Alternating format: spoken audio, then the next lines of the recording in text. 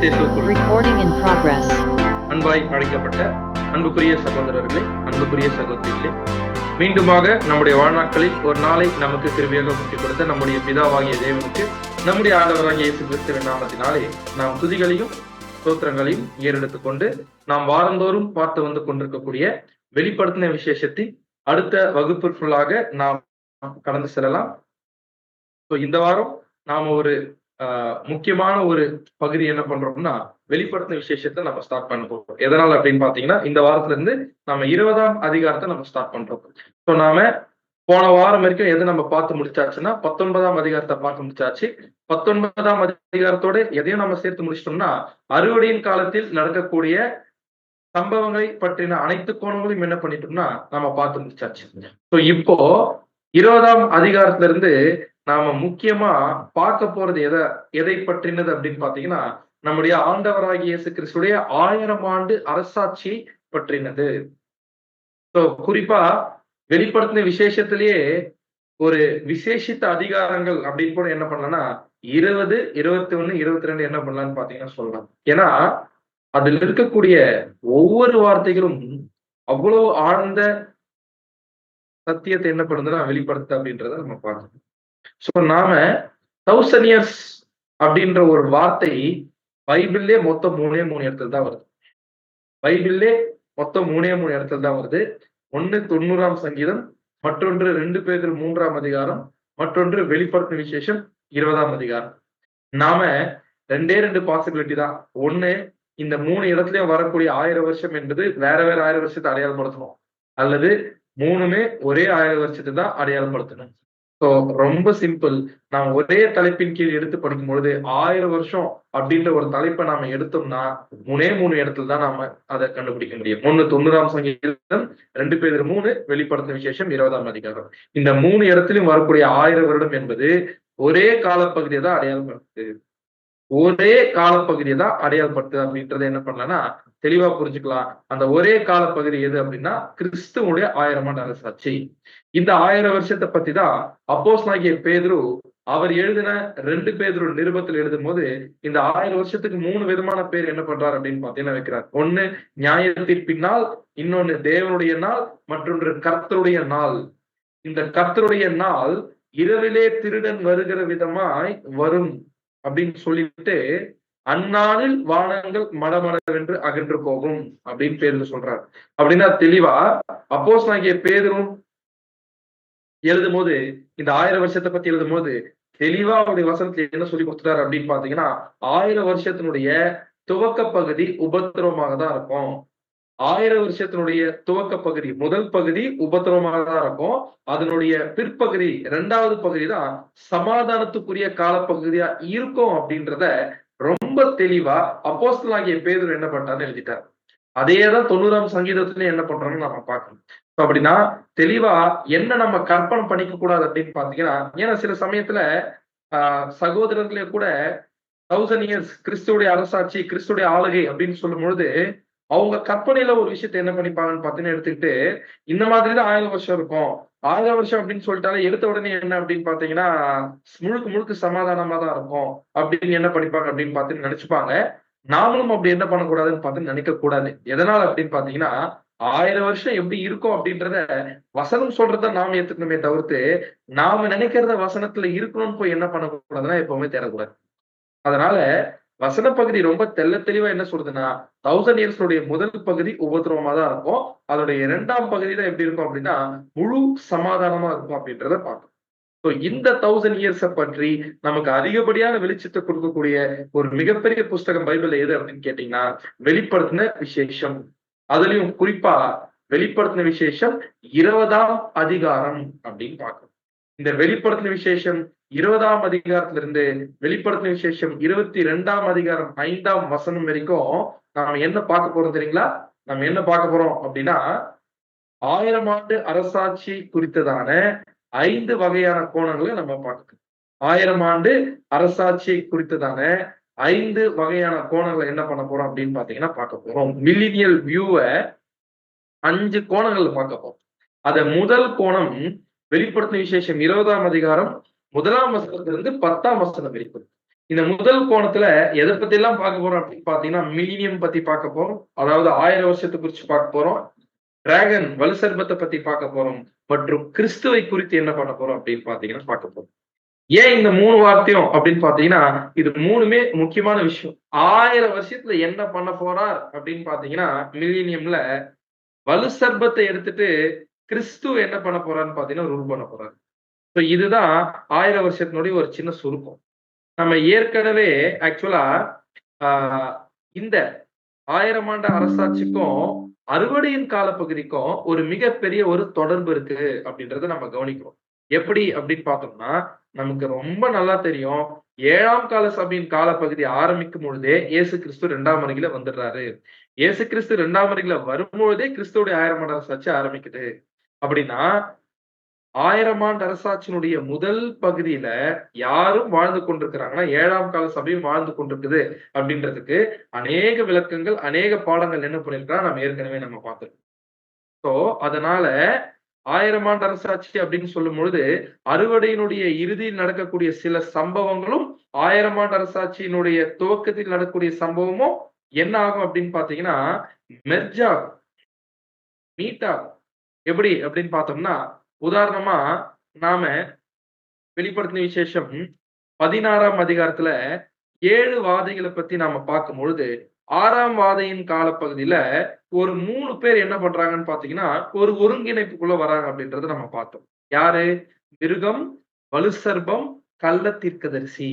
இதுல மிருகம் யார் அடையாளப்படுத்துறாங்கன்னா, போப்பு மார்க்கத்தை அடையாளப்படுத்துது. கள்ள தீர்க்கதரிசி புராட்டஸ்டன்ட் சபைகளை அடையாளப்படுத்துது. அது மட்டும் இல்லாம வலுசர்பம் யார் அடையாளப்படுத்துது அப்படின்னு பாத்தீங்கன்னா, சிவில் கவர்மெண்ட்ட அடையாளப்படுத்துது அப்படின்றத பார்க்கணும். சோ இந்த 3 பேர்ல மிருகம், வலுசர்பம், கள்ள தீர்க்கதரிசி இந்த 3 பேர்ல அமைப்பு தான் என்ன ஆகுதுன்னா அழிஞ்சு போயிருது அப்படின்றத பார்க்கணும். ஆனா நம்ம என்ன கவனிக்க வேண்டியது அப்படின்னு பாத்தீங்கன்னா, இந்த 3 பேர்ல 2 பேர் தான் என்ன பண்றாங்கன்னு பாத்தீங்கன்னா அழிஞ்சு போயிருக்கு. மிச்சம் யார் இருக்கிறதுங்க? வலுசர்பம் அப்படிதான் என்ன ஆகுது அப்படின்னு பாத்தீங்கன்னா இருக்கு. வலுசர்பம் அழிந்த மாதிரி என்ன ஆகல அப்படின்னு பாத்தீங்கன்னா நமக்கு தெரியல. சோ அந்த வலுசர்பத்தை பத்தி தான் மிச்சம் 2 பேர் காலி. அந்த மிச்சம் இருக்கக்கூடிய அந்த ஒரு வலுசர்பத்தை பத்தி தான் வெளிப்படுத்தின விசேஷம் 20ஆம் அதிகாரம் என்ன ஆகுது அப்படின்னு பாத்தீங்கன்னா டீல் பண்ணுது. சோ அந்த வெளிப்படுத்தின விசேஷம் 20ஆம் அதிகாரத்துல வரக்கூடிய வலுசர்பம் யாரு அப்படின்றத தெளிவா நம்ம ஏற்கனவே பார்த்த அதிகாரங்கள் நமக்கு விளக்கி கொடுக்குது. எப்படி அப்படின்னு பாத்தீங்கன்னா, அந்த வலுசர்பம் யார அடையாளப்படுத்துது அப்படின்றத நம்ம ஏற்கனவே பார்த்திருக்கோம். சிவில் கவர்மெண்ட்ட அடையாளப்படுத்துது. வெளிப்படுத்தின விசேஷம் 20ஆம் அதிகாரத்தில் வரக்கூடிய வலுசர்பம் என்பது யார அடையாளப்படுத்துது அப்படின்னு பாத்தீங்கன்னா, சிவில் கவர்மெண்ட்ட அடையாளப்படுத்துது.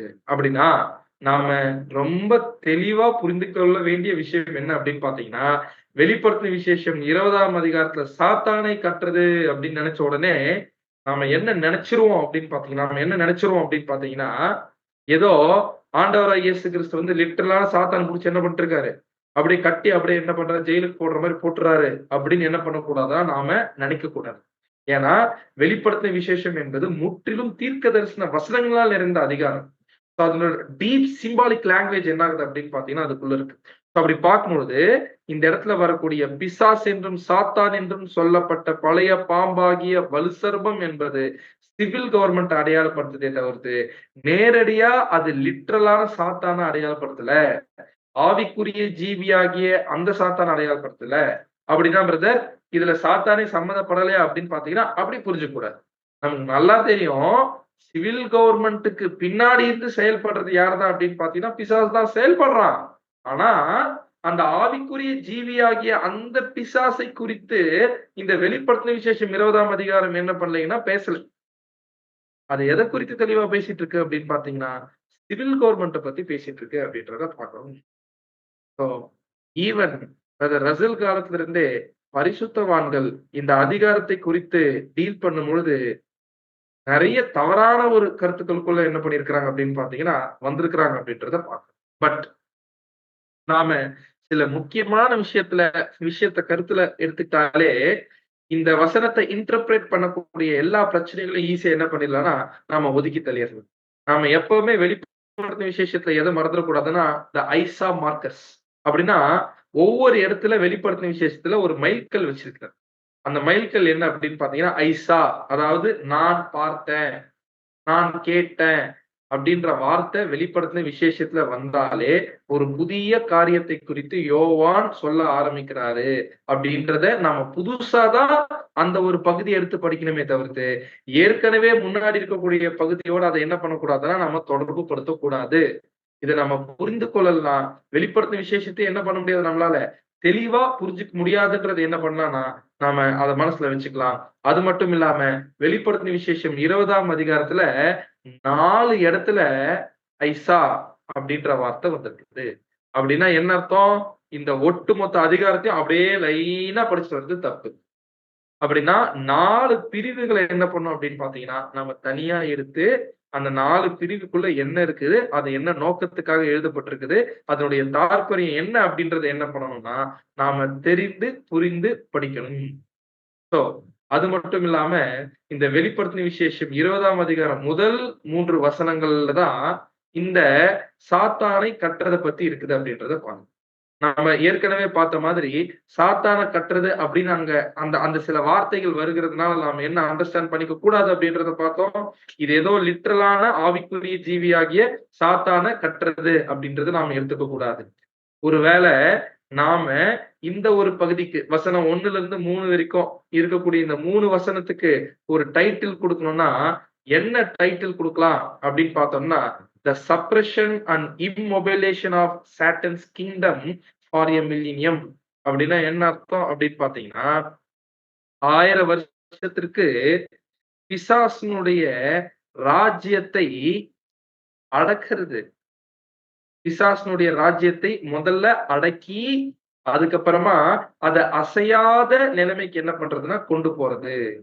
எந்த காலப்பகுதியில? 1000 வருடம் என்கிற காலப்பகுதி. அப்படின்னா இந்த 3 வசனங்கள்ல இந்த 3 வசனத்தினுடைய டைட்டில் நமக்கு என்ன ஒரு விளக்கத்த குடுக்குது அப்படின்னு பார்த்தீங்கன்னா, 1000 வருஷத்துல எப்படி சாத்தானுடைய ராஜ்யத்தை, அதுவும் முக்கியமா அவருடைய சிவில் பவர்ஸ அடக்கி, அத அசையாத நிலைமைக்கு கொண்டு போறது. அத குறிச்சு தான் இந்த 3 வசனங்கள் என்ன பண்ணுது அப்படின்னு பார்த்தீங்கன்னா சொல்லுது. 1ஆம் வசனம் எந்த வருஷத்துல இருக்கக்கூடிய சம்பவத்தோட ஆரம்பிக்குதுன்னா, 1874ல் நடக்கக்கூடிய சம்பவத்தோட ஆரம்பிச்சு, 3வது வசனம் எங்க முடியுது அப்படின்னா, 2874ஓட முடியுது. சாரி 2874ஓட என்ன ஆகுதுன்னா முடியுது. சோ, அப்படின்னா மொத்தம் இந்த 3 வசனங்கள்ல எவ்வளவு காலப்பகுதி நமக்கு கவர் ஆகுது அப்படின்னு பார்த்தீங்கன்னா, 1000 வருஷம் கவர் ஆகுது. அப்படின்னா இட்ஸ் எ கம்ப்ளீட் ஸ்டோரி. முழு கதையும் 1000 வருஷத்துல என்ன நடக்க போகுது அப்படின்றத இந்த 3 வசனங்கள் நமக்கு ரொம்ப கிளியரா என்ன ஆகுது அப்படின்னு பார்த்தீங்கன்னா சொல்லுது. அதனாலதான் இந்த 3 வசனங்கள பத்தி பேசும்பொழுது, யோவான் அவருடைய ஸ்டைல்ல ஐசா அப்படின்ற வார்த்தையை இந்த இடத்துல பயன்படுத்தியிருக்காரு. அப்படின்னா என்ன அர்த்தம்? ஒரு புதிய காட்சிய ஒரு புதிய கோணத்துல நம்ம பார்க்கணும், புரிஞ்சுக்கணும். சோ, இந்த 3 வசனங்களுடைய நோக்கம் என்ன அப்படின்னு பார்த்தீங்கன்னா, இயேசு கிறிஸ்து சாத்தானுடைய அந்த பழைய மலை, அவனுடைய பழைய மலை என்று நான் எத சொல்றேன் அப்படின்னு பார்த்தீங்கன்னா, அவனுடைய ராஜ்யத்த 1000 வருஷத்துல அந்த 1000 வருஷத்துக்குள்ள பெரும் பகுதியில 1000 இயர்ஸ் ஃபுல்லா கிடையாது. 1000 இயர்ஸ்க்குள்ள பெரும் பகுதிக்கு எப்படி பிசாசனுடைய ராஜ்யத்தை செயல்பட முடியாத நிலைமைக்கு தள்ளுறார் அப்படின்றத காட்டுறது தான் இந்த முதல் 3 வசனங்கள் அப்படின்றத நம்ம பார்க்கிறோம். அடுத்தது 4ல இருந்து 6 வசனம் நமக்கு என்ன காட்டும் அப்படின்னு பார்த்தீங்கன்னா, இந்த பழைய மலைய புதிய மலை எப்படி ரீப்ளேஸ் பண்ணுது அப்படின்னு. பழைய மலை பிசாசனுடைய ராஜ்யம். புதிய மலை கிறிஸ்துவின் ராஜ்யம். இது எப்படி ஒண்ணு பழச எப்படி புதுசு மாற்றுது அப்படின்றத சொல்றது தான் 4ல இருந்து 6 வசனம். அப்படின்னா, ஒரு ரூலர் போயிட்டாருன்னா, ஒரு ஆளுகை செய்யக்கூடிய போயிட்டாருன்னா, யாருன்னா ஒரு புதிய ரூலர் வரணும்ல, அவர ரீப்ளேஸ் பண்றதுக்கு. அத பத்தி தான் 4 மற்றும் 4ல இருந்து 6 வசனங்கள் பேசுது.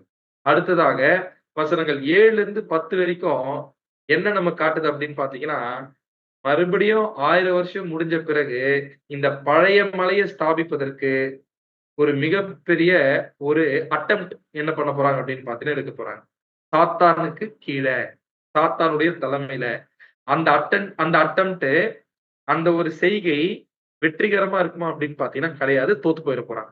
அது கொஞ்ச காலம் அப்படின்னு என்ன பண்ண போறோம்னா நம்ம பார்க்க போறோம். அது 1000 வருஷத்துக்கு அப்புறமா நடக்கக்கூடிய விஷயம். சோ அத பத்தி நம்ம வசனங்கள் 7ல இருந்து 10 வரைக்கும் என்ன பண்ண போறோம்னா நம்ம பார்க்க போறோம். சோ நம்ம முதல்ல எங்க இருந்து ஆரம்பிக்கலாம்னா, முதல் 3 வசனத்தினுடைய அந்த ஒரு பகுதியை எடுத்து என்ன பண்ணலாம் அப்படின்னு பார்த்தீங்கன்னா வாசிக்கலாம். வெளிப்படுத்தின விசேஷம் 20ஆம் அதிகாரம் 1ல இருந்து 3 வரைக்கும் வாசிங்க. வெளிப்படுத்தின விசேஷம் 20ஆம் அதிகாரம் 1ஆம் வசனம் முதல். ஒரு தூதன் பாதாளத்தின் திறவுகோலையும் பெரிய சங்கிலியையும் தன் கையிலே பிடித்துக் கொண்டு வானத்திலிருந்து இறங்கி வர கண்டேன். 2ஆம் வசனம். பிசாஸ் என்றும் சாத்தான் என்றும் சொல்லப்பட்ட பழைய பாம்பாகிய வலு சர்ப்பத்தை அவன் பிடித்து அதை 1000 வருஷம் அளவும் கட்டி வைத்து அந்த 1000 வருஷம் நிறைவேறும் வரைக்கும் அது ஜனங்களை மோசம் போகாத படிக்கு அதை பாதாளத்தில் தள்ளி அடைத்து அதன் மேல் முத்திரை போட்டான். 3ஆம் வசனம். அதற்கு பின்பு அது கொஞ்ச காலம் விடுதலையாக வேண்டும். அன்புக்குரிய சகோதர சகோதரிகளே, நாம இந்த ஒரு வசன பகுதிகளை ரொம்ப நுணுக்கமாகவும் ரொம்ப ஆழமாவும் என்ன பண்ணோம் அப்படின்னு பாத்தீங்கன்னா நம்ம பார்க்கணும். அப்படி பார்த்தா தான் ரொம்ப கிளியரா என்ன ஆகும் அப்படின்னு பாத்தீங்கன்னா புரியும். அப்படின்னா இந்த இடத்துல ஒரு தூதன் என்ன பண்றாரா, பாதாளத்தின் திறவுகோலையும் பெரிய சங்கிலியும் தன் கையில பிடிச்சுக்கிட்டு வானத்துல இருந்து இறங்கி வர்றத யோவான் பார்க்கிறார். வந்த தூதன் என்ன பண்றாரா, பிசாஸ் என்றும் சாத்தான் என்றும் சொல்லப்பட்ட பழைய பாம்பாகிய வலு சர்ப்பத்தை அவன் பிடித்து அதை 1000 வருஷம் அளவும் கட்டி வைத்து அந்த 1000 வருஷம் நிறைவேறும் வரைக்கும் அது ஜனங்களை மோசம் போகாதபடிக்கு அதை பாதாளத்திலே தள்ளி அடைத்து அதன் மேல் முத்திரை போட்டான். அதற்கு பின்பு அது கொஞ்ச காலம் விடுதலையாக வேண்டும். எதற்கு பின்பு? 1000 வருஷம் முடிச்ச பிறகு. அப்படின்னா ஆக்சுவலா இந்த 2ஆம் வசனத்தை கவனிக்கக்கூடியவர்கள் எதை மட்டும் அவங்க பார்வை அப்படியே டைரக்டா போயிருன்னு பாத்தீங்கன்னா, கட்டி வைத்து வெறும் சாத்தான கட்டுறது அப்படின்றத மட்டும் என்ன பண்ணிருவாங்க அப்படின்னு பாத்தீங்கன்னா நினைச்சிருவாங்க. இந்த வசனத்துல ஏதோ ஆண்டவராகிய இயேசு கிறிஸ்து அதாவது 1000 வருஷம் முழுக்க ஆண்டவராகிய இயேசு கிறிஸ்து என்ன பண்ணிருவாராமா, சாத்தான அப்படியே கட்டி வச்சிருவாரு. அப்படி கட்டி வச்சுட்டா 1000 வருஷத்துல எந்த தீமையும் இருக்காதே. ஏன்னா 1000 வருஷம் பாத்தீங்கன்னா சாத்தான் முழுமையாக என்ன பண்றான், இது பார்க்கும்போது கட்டுற மாதிரி இருக்குதே அப்படின்னா 1000 வருஷத்தினுடைய துவக்கத்துல எப்படி உபத்திரவம் இருக்கும்? இல்ல 1000 வருஷம் முழுக்க முழுக்க என்னதான் இருக்கும்னு பாத்தீங்கன்னா, சமாதானமா தான் இருக்கும். அந்த 1000 வருஷம் முழுக்க சபை ஆளுகை செய்யும் அப்படின்னு 1000 வருஷம் ஸ்டார்ட் ஆகல அப்படின்னு சொல்லக்கூடிய சகோதரர்கள் எடுத்து வைக்கக்கூடிய வாதம். அவங்க சொல்லக்கூடிய வாதம் எப்படி இருக்கு அப்படின்னு பாத்தீங்கன்னா, 1000 வருஷம் முழுக்க சாத்தான் கட்டி வைக்கணும் அப்படின்னு சொல்லும் பொழுது, அப்போ இயேசு கிறிஸ்து எப்பதான் வராரு? இயேசு கிறிஸ்து எப்பதான் வராரு? அப்படின்னா, இயேசு கிறிஸ்து எப்ப வராரு அப்படின்னு பாத்தீங்கன்னா, 1000 ஆண்டு அரசாட்சி ஆரம்பிக்கும் போது தானே வராரு. அப்படின்னா இந்த இடத்துல கட்டுறதே யாரு? சாத்தானு. ஆண்டவராகிய இயேசு கிறிஸ்தன் என்ன பண்ணணும் அப்படின்னு பாத்தீங்கன்னா கட்டணும். அப்படின்னா, அவங்களுடைய வாதத்தின்படி நாம போனோம்னா எப்படி அப்படின்னு பாத்தீங்கன்னா, இயேசு கிறிஸ்து வந்த உடனே லிட்டரலான சாத்தான புடிச்சு என்ன பண்ணிருவாரு? கட்டிரணும்.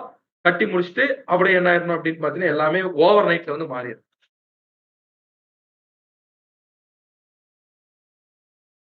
அத தவிர்த்து வேற எந்த விளக்கத்தையும் என்ன பண்ண முடியாதுன்னு குடுக்க முடியாது. அந்த விளக்கம் முற்றிலும் வசனத்திற்கு ஒத்து வராத விளக்கம். அப்படி இல்லன்னா, இந்த இடத்துல ஆக்சுவலா இன்னும் இயேசு கிறிஸ்து வராத மாரி என்ன பண்றோம் அப்படின்னு பாத்தீங்கன்னா, அப்படி கிடையாது. அப்படின்னா, இந்த வசன பகுதியில ரொம்ப டீப்பா என்ன பண்ணலாம்னு பாத்தீங்கன்னா, நம்ம ஆராய்ஞ்சு பார்க்கலாம். நல்லா நம்ம இந்த இடத்துல பார்க்கலாம். இந்த இடத்துல கட்டி வைக்கிறத பத்தி மட்டும் சொல்லல. 5 ப்ராசஸ் 5 ஸ்டெப் ப்ராசஸ் என்ன பண்ணப்பட்டிருக்கு அப்படின்னு பாத்தீங்கன்னா, இந்த இடத்துல சொல்லணும். அப்படின்னா முழு 1000 வருஷமும் லிட்டரலான ஆவிக்குரிய ஜீவியாகிய சாத்தான் அப்படியே கட்டி வைக்கிறதுன்றது தவறான புரிந்து கொள்ளுதல். அப்படின்னா இந்த வசன பகுதி லிட்டரலான சாத்தான பத்தியே பேசல. அப்படின்னா பிரதர் இந்த வசனத்துல வரக்கூடிய வலு சர்ப்பம் யாரு அப்படின்றத நம்ம முதல்ல என்ன பண்ணணும்? கண்டுபிடிக்கணும். Who is this dragon of Revelation 20? வெளிப்படுத்தின விசேஷம் 20ஆம் அதிகாரத்துல இருக்கக்கூடிய வலு சர்ப்பம் யாரு அப்படின்றத என்ன பண்ணணும்னா நாம் கண்டுபிடிக்கணும். வசனம் வாசிக்கலாம். வெளிப்படுத்தின விசேஷம் 16ஆம் அதிகாரம் 13ஆம் வசனம். வெளிப்படுத்தின விசேஷம் 16ஆம் அதிகாரம் 13ஆம் வசனம். அப்பொழுது வலு சர்ப்பத்தின் வாயிலும் மிருகத்தின் வாயிலும் கள்ள தீர்க்கதரிசியின் வாயிலும் இருந்து தவளைகளுக்கு ஒப்பான 3 அசுத்தாவிகள் புறப்பட்டு வர கண்டேன். அப்படின்னா இது நமக்கு ரொம்ப தெரிஞ்ச ரொம்ப ஃபெமிலியரான ஒரு வசனம். 6ஆம் வாதையில் நடக்கக்கூடிய ஒரு சம்பவத்தை பத்தி சொல்லக்கூடிய வசனம். இந்த வசனத்துல வரக்கூடிய மிருகம் யாரு? வலு சர்ப்பம் யாரு? கள்ள தீர்க்கதரிசி யாருன்னு நமக்கு நல்லாவே தெரியும். மிருகம் போப்பு மார்க்கத்தை அடையாளப்படுத்தும். கள்ள தீர்க்கதரிசி புராட்டஸ்டன்ட் ஃபெடரேஷன் ஆஃப் சர்ச்சஸ் அடையாளப்படுத்தும். வலுசர்பம் சிவில் கவர்மெண்ட் அடையாளப்படுத்தும். சிவில் கவர்மெண்ட்னா புரியுதுங்க இல்லையா? இப்ப உலகத்தை ஆண்டு கொண்டிருக்கிறது ஒவ்வொரு நாட்டுல ஒவ்வொரு சிவில் கவர்மெண்ட் தான் என்ன பண்ணிட்டு இருக்கு, ஆண்டு கொண்டிருக்கு அப்படின்றத நம்ம பார்க்கணும். அப்படின்னா வலுசர்பம் என்பது வெளிப்படுத்தின விசேஷத்துல சிவில் கவர்மெண்ட் தான் அடையாளப்படுத்துது அப்படின்றத நம்ம பார்க்கணும். அது மட்டும் இல்லாம வெளிப்படுத்தின விசேஷம் 20ஆம் அதிகாரத்துல அந்த தூதன் வந்து யார கட்டுறாருன்னு சொல்லப்பட்டிருக்கு? பிசாஸ் என்றும் சாத்தான் என்றும் சொல்லப்பட்ட பழைய பாம்பாகிய வலுசர்ப்பத்தை அவன் பிடித்து. யாரு? வானத்திலிருந்து இறங்கி வரக்கூடிய தூதனானவர் யார புடிச்சு கட்டுறாரா அப்படின்னு பாத்தீங்கன்னா, பிசாஸ் என்றும் சாத்தான் என்றும் சொல்லப்பட்ட பழைய பாம்பாகிய வலுசர்ப்பம். இந்த வார்த்தை ரொம்ப முக்கியம். பிசாஸ் என்றும் சாத்தான் என்றும் சொல்லப்பட்ட பழைய பாம்பாகிய வலுசர்ப்பம் அப்படின்ற வார்த்தை. அப்படின்னா அந்த வார்த்தை ஏற்கனவே வெளிப்படுத்தின விசேஷத்தில் வந்திருக்குதா அப்படின்னு பாத்தீங்கன்னா வந்திருக்குது. பிசாஸ் என்றும் சாத்தான் என்றும் சொல்லப்பட்ட பழைய பாம்பாகிய வலுசர்ப்பம் அப்படின்ற இந்த ஒரு வார்த்தைகள் வெளிப்படுத்தின விசேஷத்துல ஏற்கனவே நாம பார்த்திருக்கோம். எங்க பார்த்திருக்கோம் ஞாபகம் இருக்குங்களா? வெளிப்படுத்தின விசேஷம் 12ஆம் அதிகாரம் 9ஆம் வசனம் வாசிங்க தமிழ்ல. வெளிப்படுத்தின விசேஷம் 12ஆம் அதிகாரம் 9ஆம் வசனம்.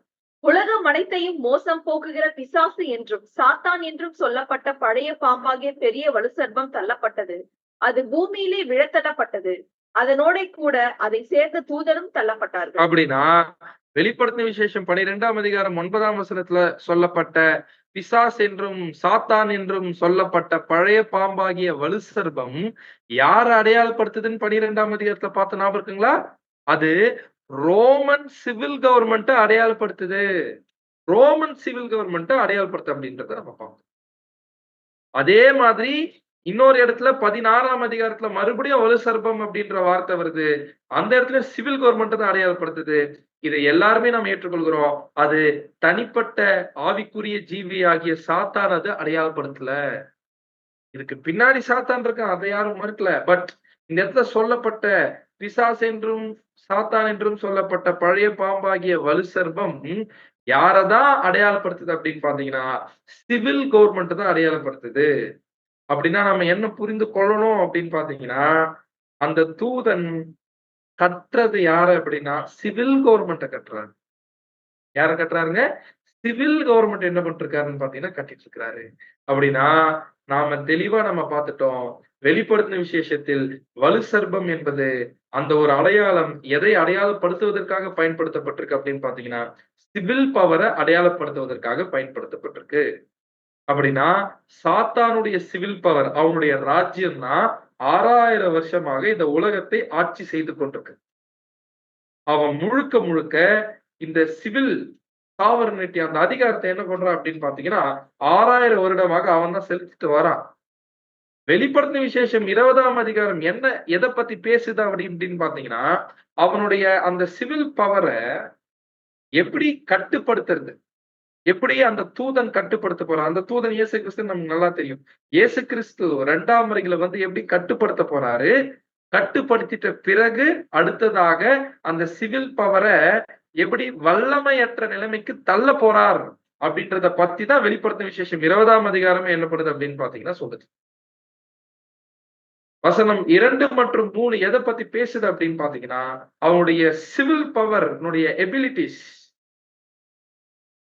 அவனுடைய சிவில் பவருடைய எபிலிட்டிஸ் அதனுடைய திறனை எப்படி இயேசு கிறிஸ்து அடக்க போறார் அப்படின்றத பேசுது. அப்படி அடக்கக்கூடிய வேலை எந்த வருஷத்துல இருந்து ஆரம்பிக்குதுன்னா 1874 இருந்து ஆரம்பிக்குது. அப்படின்னா நம்ம ரொம்ப தெளிவா நம்ம என்ன கண்டுபிடிக்கிறோம் அப்படின்னு பாத்தீங்கன்னா இந்த இடத்துல சொல்லப்பட்ட சாத்தான், பிசாசு, வலுசர்ப்பம், பழைய பாம்பு இது வெளிப்படுத்தின விசேஷத்தில் எதை அடையாளப்படுத்துது அப்படின்னு பாத்தீங்கன்னா சிவில் கவர்மெண்ட அடையாளம். ஏன் பிரதர் இந்த சிவில் கவர்மெண்ட அடையாளப்படுத்துறதுக்கு இந்த அடையாளங்களை தேவன் பயன்படுத்தியிருக்கார்? பிசாஸ் என்றும் சாத்தான் என்றும் சொல்லப்பட்ட பழைய பாம்பாகிய வலுசர்ப்பம் அப்படின்றத ஏன் சிவில் கவர்மெண்ட அடையாளப்படுத்துவதற்கு தேவன் இங்க பயன்படுத்தி இருக்கிறார் அப்படின்னு பாத்தீங்கன்னா நமக்கு நல்லா தெரியும். சிவில் கவர்மெண்ட்டுக்கு பின்னாடி யார் தான் இருந்து செயல்படுறதுக்கு அதுக்கு மாஸ்டர் மைண்ட் யார் தான் அப்படின்னா லிட்ரலான ஆவிக்குரிய ஜீவியாகிய சாத்தான். லிட்ரலான ஆவிக்குரிய ஜீவியாகிய சாத்தான் அப்படின்றது. இப்போ ஏன் இந்த இடத்துல 4 பயன்படுத்தியிருக்காரு அப்படின்னு பாத்தீங்கன்னா, இந்த 4மே யார அடையாளப்படுத்துது அப்படின்னு பாத்தீங்கன்னா, சாத்தானுடைய குணாதிசயங்களை அடையாளப்படுத்துது. எப்படி தேவனுக்கு 4 குணாதிசயங்கள் இருக்குதோ, அதே மாதிரி சாத்தானுக்கு 4 குணாதிசயம் இருக்கு. நம்ம பார்க்கிறோம் இல்லையா? தேவனுடைய 4 குணாதிசயத்தை அடையாளப்படுத்துவதற்கு 4 விஷயத்தை தேவன் பயன்படுத்தியிருக்கார். அவருடைய குணாதிசயத்தை அடையாளப்படுத்துறதுக்கு 4 விஷயத்தை தேவன் பயன்படுத்தியிருப்பார். அந்த 4 விஷயம் என்ன? சிங்கம், கழுகு, அதுக்கப்புறம் காளை, மனித முகம். இது 4மே எதை அடையாளப்படுத்துது? வல்லமை, ஞானம், நீதி மற்றும் அன்பு. அப்படின்னா தேவனுடைய 4 குணாதிசயத்தை அடையாளப்படுத்துவதற்கு 4 விஷயத்தை பயன்படுத்த மாதிரி இந்த இடத்துல சாத்தானுடைய 4 குணாதிசயத்தை அடையாளப்படுத்துவதற்கு இந்த 4 விஷயத்தை பயன்படுத்தியிருக்காரு. அப்படின்னா இந்த இடத்துல டிராகன் எதை அடையாளப்படுத்துதுன்னா சாத்தானுடைய வல்லமை அடையாளப்படுத்து. சர்பன்ட் பழைய பாம்பு எதை அடையாளப்படுத்துது அப்படின்னு பாத்தீங்கன்னா டிசீவர் வஞ்சிக்கிறவன் அப்படின்றது அடையாளப்படுத்து. டெவில் பிசாசு அப்படின்றது எதை அடையாளப்படுத்துதுன்னா பொய்யாக குற்றம் சாட்டக்கூடியவன் அப்படின்ற அவனுடைய குணாதிசயத்தை அடையாளப்படுத்து. சாத்தான் அப்படின்ற வார்த்தை எதை அடையாளப்படுத்துதுன்னா அட்வர்சரி எதிராளி அப்படின்றது என்ன பண்ணுதுன்னா அடையாளப்படுது. அப்படின்னா அவனுடைய 4 முக்கியமான குணாதிசயம் என்ன அப்படின்னு கேட்டீங்கன்னா சாத்தானுக்கு அவனுடைய வல்லமை, அவன் வஞ்சகன், பொய்யாக குற்றம் சாட்டுபவன், அதுக்கப்புறமா எதிராளி. அப்படின்னா இந்த 4 குணாதிசயத்தையும் இந்த 4 குணாதிசயம் சாத்தான் எப்படி வெளியே காட்ட போறான் தெரியுங்களா? ரொம்ப சிம்பிள். எப்படி புரிஞ்சுக்கலாம் அப்படின்னு பாத்தீங்கன்னா தேவனுடைய 4 குணாதிசயமும் எப்படி ஒட்டுமொத்த உலக ஜனங்களுக்கும் ரிவீல் பண்ண போறார். அவர் வல்லமை உள்ளவர், அவர் நீதி உள்ளவர், அவர் ஞானம் உள்ளவர், அவர் அன்பானவர் அப்படின்றது எப்படி தேவன் எல்லா படைப்புகளுக்கும் காட்ட போறார் அப்படின்னு பாத்தீங்கன்னா அவருடைய நீதியான ராஜ்யத்தை இந்த உலகத்தில் ஸ்தாபிக்கும் பொழுது அப்படின்னா அவருடைய கவர்மெண்ட் மூலமா அவருடைய கவர்மெண்ட் பிரதிநிதி யாரு? கிறிஸ்துவும் சபையும். சோ அவருடைய கவர்மெண்ட் மூலமா தேவனுடைய 4 குணாதிசயத்தையும் தேவன் என்ன பண்றாருன்னு பாத்தீங்கன்னா வெளிக்காட்டுறாரு இல்லையா? காட்ட போறார் இல்லையா? அப்படின்னா சாத்தான் இந்த 4 குணாதிசயத்தையும் எப்படி வெளிக்காட்டிட்டு இருக்கிறான் அப்படின்னு பாத்தீங்கன்னா அவனுடைய சிவில் கவர்மெண்ட்ஸ் மூலமா அப்படியே இந்த 4 விஷயத்தை அப்படியே பொருத்தி பாருங்க. சிவில் கவர்மெண்ட்னுடைய அனைத்து விஷயத்துக்கும் இது பொருந்தி வரும். சிவில் கவர்மெண்ட்ஸ்க்கு வல்லமை இருக்குதா? இருக்குது. கவர்மெண்ட் ஏமாத்துதா இல்லையா? வஞ்சிக்குதா இல்லையா? வஞ்சிக்குது. மனுஷனே போடுறான் வஞ்சிக்கிற அரசாங்கமே அப்படின்னு என்ன பண்றான்னு பாத்தீங்கன்னா சொல்றான். ஃபால்ஸ் அக்யூசர் பொய்யான குற்றச்சாட்டு சொல்லிட்டா இல்லையா? தன்னை யாரெல்லாம் எதிர்க்கிறாங்களோ அவங்க மேல பொய்யான குற்றச்சாட்டு என்ன பண்ணுது? சிவில் கவர்மெண்ட் சொல்லுது. அட்வர்சரி எதிராளி ஜனங்களுக்கு எதிராக செயல்படும். அப்படின்னா பிசாசுடைய 4 குணாதிசயமும் சிவில் கவர்மெண்ட்ஸ் வாயிலாக 6 வருஷமா செயல்பட்டு இருக்கு. அப்படின்னா இந்த இடத்துல இந்த சிவில் கவர்மெண்ட்ட எப்படி கட்டி அப்படின்னா அதை அடக்கி எப்படி அதை வல்லமையற்ற நிலைமைக்குள்ள தள்ள போறார் அப்படின்றதுதான் இந்த வசனம் பேசுது. இந்த புரிதலுக்குள்ள வராம நாம இந்த அதிகாரத்தை எப்படி படிச்சாலும் ஒரு தெளிவான புரிந்து கொள்ளுதல் வராது அப்படின்றத நாம என்ன பண்ணிக்கலாங்க மைண்ட்ல என்ன பண்ணிக்கலாம் அப்படின்னு பாத்தீங்கன்னா சோ தெளிவா இந்த 20ஆம் அதிகாரம் எதை அடையாளப்படுத்துதுன்னா சிவில் கவர்மெண்ட்ஸ் தான் அடையாளப்படுத்துது அப்படின்றத தெளிவா நம்ம மைண்ட்ல வச்சுக்கிட்டு வெளிப்படுத்தும் விசேஷம் 20ஆம் அதிகாரம் 1ஆம் வசனத்தை நாம் வாசிக்கலாம். வெளிப்படுத்தின விசேஷம் 20ஆம் அதிகாரம் 1ஆம் வசனம். ஒரு தூதன் பாதாளத்தின் திறவுகோலையும் பெரிய சங்கிலியையும் தன் கையிலே பிடித்துக் கொண்டு வானத்திலிருந்து இறங்கி வர கண்டேன். ஒரு தூதன் பாதாளத்தின் திறவுகோலையும் பெரிய சங்கிலியும் தன் கையில் பிடித்துக் கொண்டு வானத்திலிருந்து இறங்கி வர கண்டேன். அப்படின்னா இந்த இடத்துல யார் இந்த தூதன் அப்படின்னு ஒரு கேள்வி கேட்டா என்ன பதில் சொல்ல தெளிவு. இந்த இடத்துல the angel is Jesus. இந்த இடத்துல வரக்கூடிய தூதன் நம்முடைய ஆண்டவராகிய இயேசு கிறிஸ்துவை அடையாளப்படுத்துறார். அப்படின்னா ஆண்டவராகிய இயேசு கிறிஸ்து வானத்துல இருந்து எப்போ இறங்கி வந்தார்? எந்த வருஷம் இறங்கி வந்தார்? வானத்துல இருந்து எப்ப இறங்கி வந்தாரு? எந்த வருஷம் இறங்கி வந்தாரு?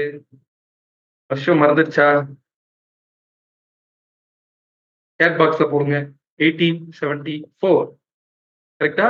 சோ இது தெளிவா நமக்கு என்ன ஆகும்னு பாத்தீங்கன்னா தெரிஞ்சிருச்சு. 1874 இயேசு கிறிஸ்து வந்துட்டார்ல. இப்ப தூதன் வந்த உடனே பிசாஸ் என்றும் சாத்தான் என்றும் சொல்லப்பட்ட இந்த வலு சர்ப்பத்தை கட்டுறாரா? கட்ட ஆரம்பிக்கிறாரா? இல்ல கொஞ்ச நாள் கழிச்சு கட்டுறாரு. வசனம் என்ன சொல்லுது? தெளிவா வெளிப்படுத்தின விசேஷம் 20ஆம் அதிகாரம் நமக்கு என்ன சொல்லுதுன்னா, அவர் இறங்கி வந்த உடனே என்ன பண்றாரு அப்படின்னு பாத்தீங்கன்னா, பிசாஸ் என்றும் சாத்தான் என்றும் சொல்லப்பட்ட பழைய பாம்பாகிய வலு சர்ப்பத்தை அவன் பிடித்து, அப்படின்னா ரொம்ப கிளியரா நமக்கு என்ன தெரியுதுன்னா, இயேசு கிறிஸ்து 2ஆம் வருகையில வரும் பொழுதே வந்த உடனே ஆரம்பிக்கக்கூடிய வேலை என்ன அப்படின்னு பாத்தீங்கன்னா பிடிக்கிறாங்க. அப்படின்னா இந்த இடத்துல எடுத்த உடனே வெறும் கட்டுறது மட்டும் அப்படின்னு பாத்தீங்கன்னா கிடையாது. என்ன பண்றாரு அப்படின்னு பாத்தீங்கன்னா, அவனை பிடித்து அதுக்கப்புறம் என்ன பண்ணணும்னு பாத்தீங்கன்னா, அவனை பிடித்து அவனை கட்டி அதுக்கப்புறம் அவனை தள்ளி அதுக்கப்புறம் கதவை மூடி அதுக்கப்புறம் என்ன பண்ணணும்னு பாத்தீங்கன்னா முத்திரை போடணும். அப்படின்னா இத்தனை ப்ராசஸ் இதுக்குள்ள என்ன இருக்கு அப்படின்னு பாத்தீங்கன்னா அடங்கியிருக்கு. அப்படின்னா ரொம்ப கிளியரா ஆண்டவராகிய இயேசு கிறிஸ்து எங்க இருந்து வராராமா? வானத்திலிருந்து இறங்கி வரார் அப்படின்றது அர்த்தம். அப்படின்னா இந்த 20ஆம் அதிகாரம் கிளியரா ஆண்டவராகிய இயேசு கிறிஸ்துடைய செகண்ட் கம்மிங்க பத்தி என்ன பண்ணுதா பேசுது. அப்படின்னா செகண்ட் கம்மிங்ல கிறிஸ்து வந்துட்டாரு.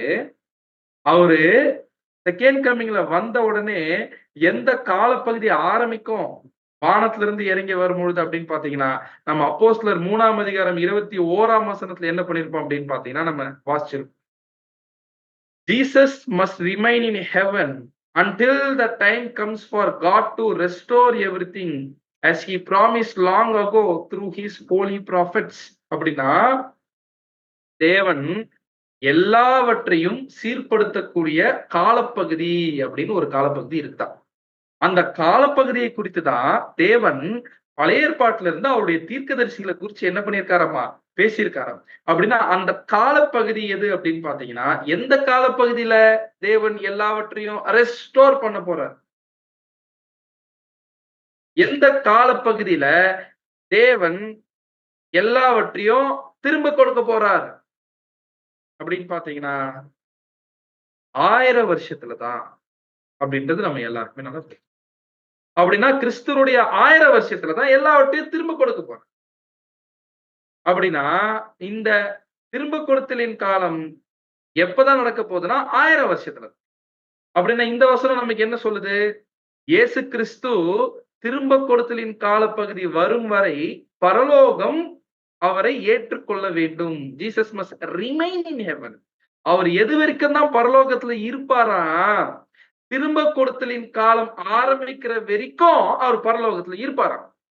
அப்படின்னா இந்த வசனம் என்ன நமக்கு ரொம்ப தெளிவா சொல்லுது அப்படின்னு பாத்தீங்கன்னா, திரும்ப கொடுத்தலின் காலம் ஆரம்பிச்சிருச்சுன்னா அவர் பரலோகத்தை விட்டு என்ன பண்ணிட்டு இருப்பாராம்? வந்துட்டு இருப்பாராம்.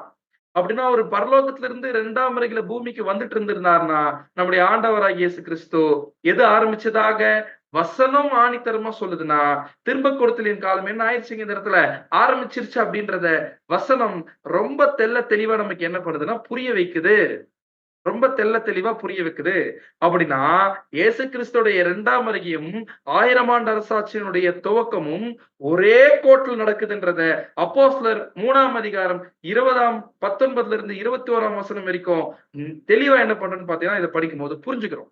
அப்படின்னா இந்த இடத்துல வெளிப்படுத்தின விசேஷம் 20ஆம் அதிகாரம் 1ஆம் வசனத்துல தூதன் வானத்துல இருந்து இறங்கி வந்துட்டார்னாலே எது ஆரம்பிச்சிருச்சுன்னு கண்டுபிடிச்சிட்டோம்? 1000 வருஷம் ஆரம்பிச்சிருச்சுன்னு. அப்படின்னா ரொம்ப கிளியரா வெளிப்படுத்தின விசேஷம் 20ஆம் அதிகாரத்தையும் அப்போஸ்தலர் 3ஆம் அதிகாரம் 20ஆம் அதிகாரத்தையும் நாம கம்பேர் பண்ணோம்னாலே ரொம்ப நம்ம கண்டுபிடிக்கிற விஷயம் என்ன அப்படின்னு பாத்தீங்கன்னா, சாத்தான கட்டுறது அப்படின்றது 1000 வருஷத்துக்குள்ள நடக்குது. நல்லா புரிஞ்சுக்கணும். சாத்தான கட்டுறதுன்ற ப்ராசஸே எதுக்குள்ள நடக்குதுன்னா, 1000 வருஷத்துக்குள்ளதான் வந்து சாத்தானுடைய மிகப்பெரிய கருவியாகிய சிவில் கவர்மெண்ட்ட கட்ட ஆரம்பிக்கிறாரு. அப்படி இருக்கும் பொழுது, முழு 1000 வருடமும் சாத்தான் அவனுடைய கிரியைகள் இல்லாமல் இருப்பான் அப்படின்றது ஸ்கிரிப்சுரலி ராங். வசனத்தின் அடிப்படையில தவறு அப்படின்றத புரிஞ்சுக்கணும். அப்படின்னா இந்த 2 வசனத்தை கம்பேர் பண்ணும்போது நமக்கு என்ன தெளிவா புரிஞ்சிருச்சு அப்படின்னு பாத்தீங்கன்னா, இயேசு கிறிஸ்து வரும்போதே 1000 வருஷம் ஆரம்பிக்கும். அவர் 1000 வருஷத்துக்குள்ளதான் எதைய கட்ட ஆரம்பிக்கிறாருன்னா, பிசாசு என்றும் சாத்தான் என்றும் சொல்லப்பட்ட பழைய பாம்பாகிய வலுசர்ப்பத்தை கட்டுறாரு. கட்டுறாரு அப்படின்னு சொல்லும்போது, கட்டுற ப்ராசஸ் மட்டும் கிடையாது. 5 ப்ராசஸ் நடக்கணும்.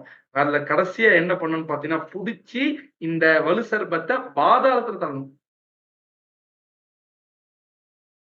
அப்படின்னா, எதுக்காக வானத்துல இருந்து இறங்கி வர்றாரு இயேசு கிறிஸ்து? வானத்துல இருந்து அவர் அனுப்பிச்சு வச்சது யாரு அப்படின்னு பார்த்தீங்கன்னா, பிதாவாகிய தேவன். அப்படின்னா, எதுக்காக அனுப்பிச்சு வைக்கிறார் அப்படின்னு பார்த்தீங்கன்னா, தேவன் இந்த இடத்துல தேவனுடைய மலையை ஸ்தாபிக்கணும் பூமியில. தேவனுடைய மலையை ஸ்தாபிக்கணும். மனிதன் எழுந்து போனதை என்ன பண்ணணும் அப்படின்னு பார்த்தீங்கன்னா, திரும்ப பெறணும். அதுக்காக தானே வர்றாரு. அப்படின்னா, நல்லா தெளிவா நமக்கு என்ன புரிய வச்சுட்டோம் புரிஞ்சுக்கணும் அப்படின்னு பார்த்தீங்கன்னா, இயேசு கிறிஸ்து 1000 ஆண்டு அரசாட்சியின் துவக்கத்துல வந்து தான் வலுசர்ப்பத்த பிடிச்சு கட்டுறாரு. இந்த இடத்துல வலுசர்ப்பம் என்பது உலக ராஜ்யங்களை அடையாளப்படுத்துது. சிவில் கவர்னன்ட்ஸ் அடையாளம். உலக ராஜ்யங்களை என்ன பண்ணுதுங்க? அடையாளப்படுத்துது. அது லிட்டரலான சாத்தான் அடையாளப்படுத்தல. அப்படின்னா என்ன அர்த்தம்?